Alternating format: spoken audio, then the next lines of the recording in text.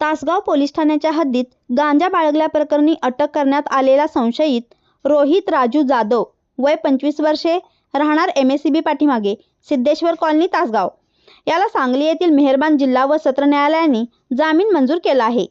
संशयिताच्या वतीने ॲडव्होकेट संग्राम नरंदेकर यांनी न्यायालयात कायदेशीर आणि तांत्रिक मुद्द्यावर प्रभावी युक्तिवाद केला। त्याची दखल घेत न्यायालयाने संशयिताची जामिनावर मुक्तता करण्याचे आदेश दिले।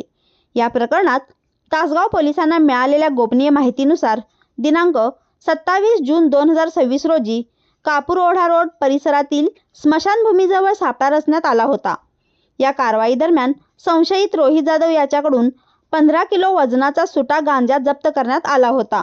या प्रकरणी तासगाव पोलीस ठाण्यात अंमली पदार्थ प्रतिबंधक कायदा NDPS कायदा अंतर्गत गुन्हा दाखल करून संशयिताला अटक करण्यात आली होती।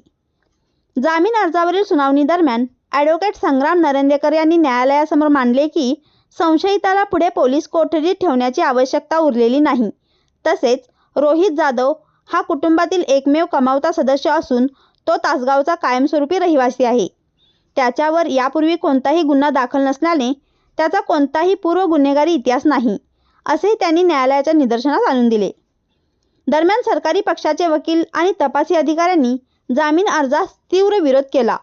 मात्र दोन्ही बाजूंचा युक्तिवाद आणि उपलब्ध कागदपत्रांचा विचार करून न्यायालयाने ॲडव्होकेट संग्राम नरंदेकर यांनी मांडलेल्या कायदेशीर व तांत्रिक मुद्द्याचा स्वीकार केला आणि संशयित रोहित राजू जाधव याला जामिनावर मुक्त करण्याचा आदेश पारित केला।